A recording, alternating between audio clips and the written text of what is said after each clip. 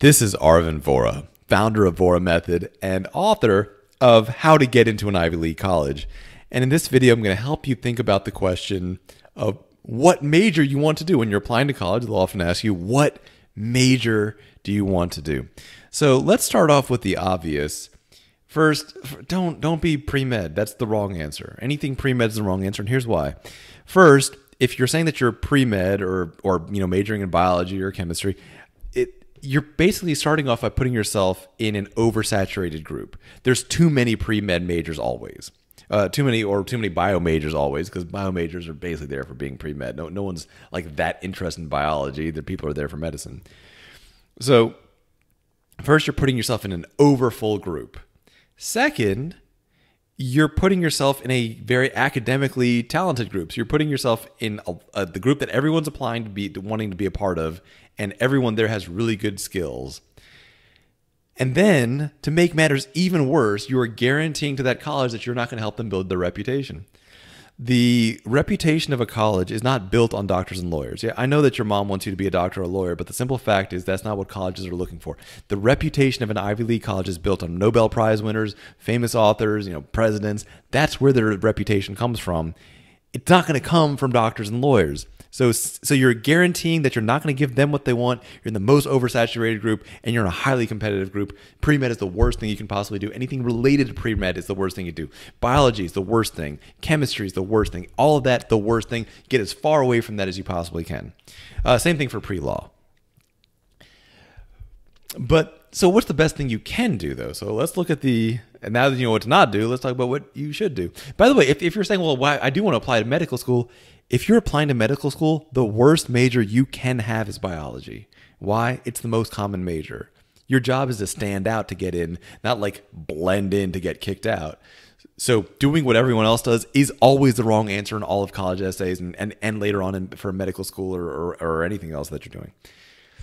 So let's talk about Program 2. Program 2 is, there's similar things at many colleges, but Program 2 at Duke is the most famous. So Duke has Program 1 where you major in like chemistry or biology or whatever. It's Program 2. In Program 2, you basically create your own major. Your own major is usually focused on some question or set of questions, some big important questions. Let's take a look at a few examples. Let's take a look at some Program 2 majors that have been approved. This is not going to be all of them, but let's look at some of the health and medicine ones, just because I know that's on some of your minds. And what do we see? Biopsychosocial approach to health and illness, the construction of mental health, psychological and cultural perspectives, issues of race, class, and gender in medicine, health, and science. So you guys get the idea. It's not just studying a pre-existing thing, but exploring a maybe not very explored area. And that's what they want. Remember, college is not where there's information and it's dumped into your head. Colleges don't exist for that. They exist to push the boundary of human understanding and of human knowledge. They might not succeed at it. I think they tend not to succeed at it, but it's still a great idea. And it's still the archetype of what they're looking for. So if you come in saying that you want to explore these questions, that's actually very, very powerful. Whatever that question might be. It does need to be a specific question, by the way. It can't be this, it can't be maybe something like this or maybe something like something totally else.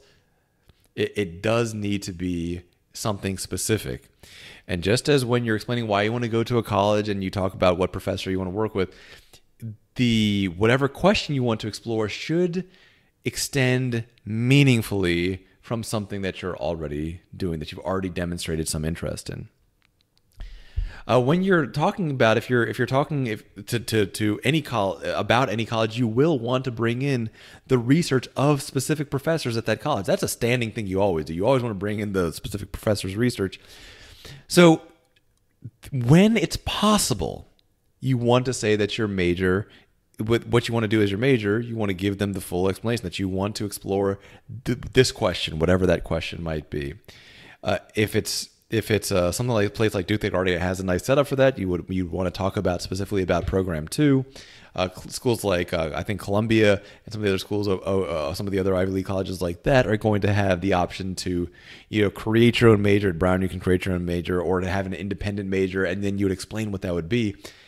That's what's going to be compelling, to show that you are truly that you're unique, that you're there, driven by this incredible intellectual quest, this curiosity, this big question that you want to learn more about. You've already started in some kind of way and you want to continue that meaningfully. That is going to make you stand out. Now, some of you guys are saying, well, what about afterwards when I'm applying to a job? Actually, for a job interview, talking about an independent major that you made and it gives you an opportunity to really get into it, it's going to show that you have the independent self-reliance, curiosity, the things that employers are actually looking for.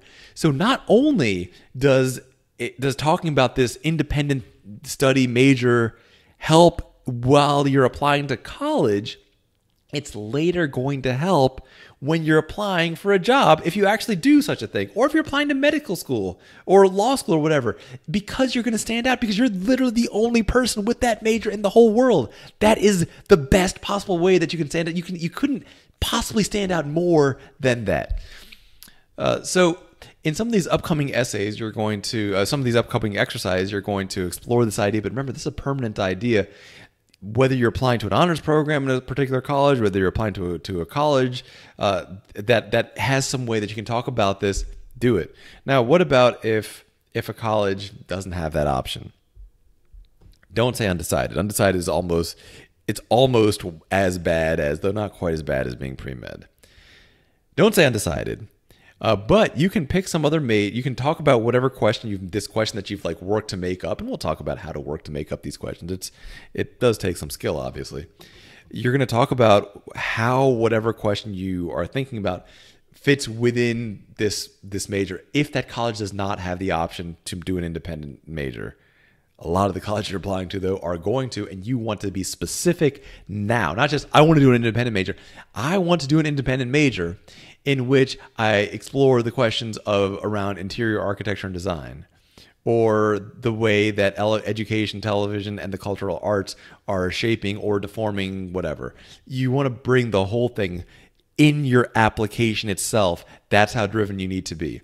The worst you could possibly be is pre-med. But the second worst you could possibly be is undecided. Be like, man, I don't know what I want to do. I guess I'll figure it out when I get there. Wrong. You need to be on a mission. You need to be just exciting. Like you're there for this amazing purpose. There's plenty of undecided slackers. That's not who you want to pretend to be. That might be who you are. That's fine.